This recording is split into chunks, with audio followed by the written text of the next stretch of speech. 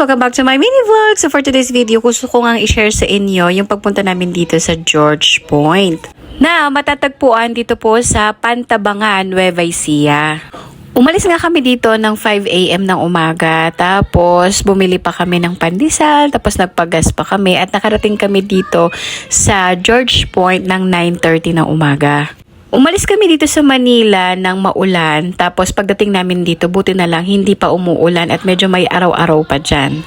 Pagkadating nga namin dito ay pumunta muna kami doon sa registration kasi kailangan namin muna magbayad. Ang binayaran namin for 2 adults ay $499 each, tapos 3 years old and below ay free. Iba din ang bayad dito kapag ka weekend, tapos may 20% discount kapag ka senior ka na. Pagkatapos nga namin magbayad ay nagumpisa na kami maglibot at grabe bumungad sa amin itong napakaganda talaga ng tanawin. Ang sarap ng tumambay dito sa mataas na lugar na ito kasi napakalamig din ng hangin. Kitang-kita dito yung kagandahan talaga ng Pantabangan Lake.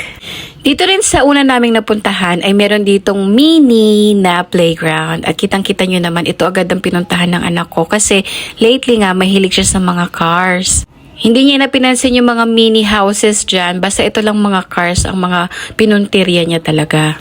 Tapos wala nga siyang tigil dyan magsabi ng wow, tapos cars, puro ganyan yung mga sinasabi niya. At isa pa ang gusto niya pala sa car, yung may beep beep, char.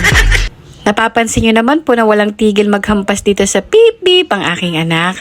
Actually, natagalan nga ako dito kasi itong anak ko ayaw na rin talagang umalis dito sa lugar na ito.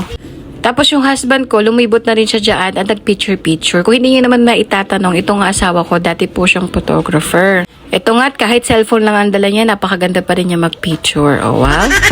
Tinawag ko na nga dyan yung husband ko. Sabi ko siya na lang muna magbantay at mag-alaga kay Migo doon sa mini playground at ako'y lilibot na.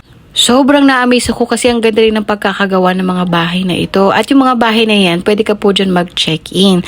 At sabi ng husband ko, 5,500 ang minimum dyan kapag nag-check-in ka. Sobrang na-amaze nga ako kasi sobrang ganda talaga ng lugar na ito. Para kang nasa Harry Potter. Wow naman.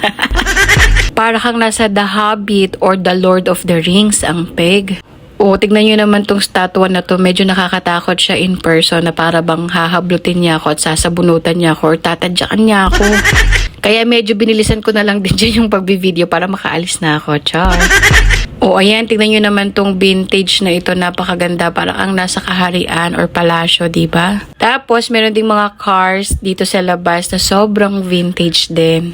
Dito naman sa lugar na ito, nakakita ko na medyo paakyat dyan na lugar, kaya inakyat ko yan. Kung mapapansin ninyo, para siyang fantasy. Ito nga yung sinasabi ko sa inyo na parang The Hobbit yung mga itsura niyan or parang Harry Potter ang peg.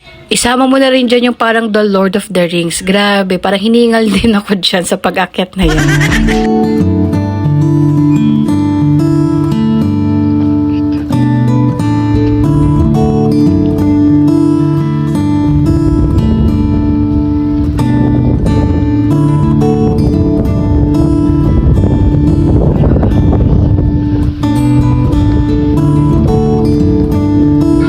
Nung narating ko na nga yung tuktok, ito naman ang makikita ko doon sa taas. O, diba? Napakaganda.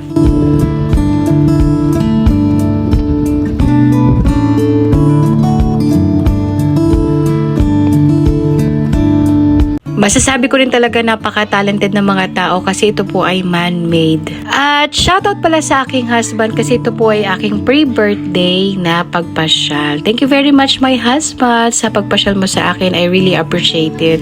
So thank you very much for watching po and I hope you like it. May part 2 po ito bukas. Babu!